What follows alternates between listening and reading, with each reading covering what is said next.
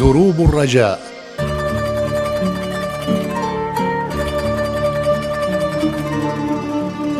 السلام عليكم أعزائي المشاهدين، اليوم وإياكم نلتقي بحلقة جديدة من برنامج دروب الرجاء مع الشيخ الروحاني أبو علي الشيباني. أهلا وسهلا أبو علي الشيباني، نورت البرنامج. مساء النور، أهلا أخي، أهلا وسهلا. أهلا بك أبو علي مرة أخرى. أبو علي، هناك سؤال هذه الأيام يدور في أذهان الناس على الأحداث التي جرت في تركيا. هل أنت قد حذرت من هذه الأحداث؟ وهل أنت تنبأت بها من قبل؟ نعم أخي، أنا اتصلت بأردوغان وحذرته وقلت له يدير باله من ميماتي ومن مراد علمدار، ولكن هو لم يسمع مني. أنا شو ذنبي يا حبيبي؟ أنا شو أسوي بعد يا حبيبي؟ أنا مهمتي خلصت، حذرته عن العلي يا حبيبي. وأقولها وللتاريخ، خلي يسجلها التاريخ، أنهم كلهم مصالح. فقط أردوغان عندما كان مريض بداء النقرس خابرني وأنطيته علاج، ومن خلصت مصلحته لبسني. أبو علي، نعم. وصلتنا بعض المسجات. نعم. وأول مسج عندنا يقول: السلام عليكم أبو علي، أنا عندي تساقط بالرموش، شنو العلاج؟ تساقط بالرموش أخي، هذا أمه داعي عليه، فهذا لو يروح الأشهر طبيب بالهند هم ما يعالجه، فخليه يقعد ويسكت. هاي يا أبو علي هذا العلاج؟ نعم حبيبي، هذا ما تصير له شارة بتاتا. سمعت أخي المتصل؟ السؤال اللي بعده أخي. السؤال اللي بعده عندنا مسج ثاني من فتاة. نعم. تقول: أريد أعرف برجي.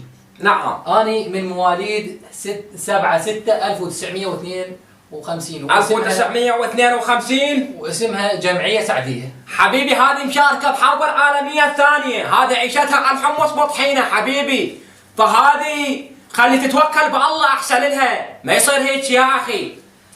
المسج الثالث اللي وصلنا. نعم. يقول: السلام عليكم أبو علي. نعم عليكم السلام. أنا ما أقدر أنام بالليل. يا أخوي أنت نايم الظهر، يعني شو رادلها؟ ما رادلها أروح على القاضي؟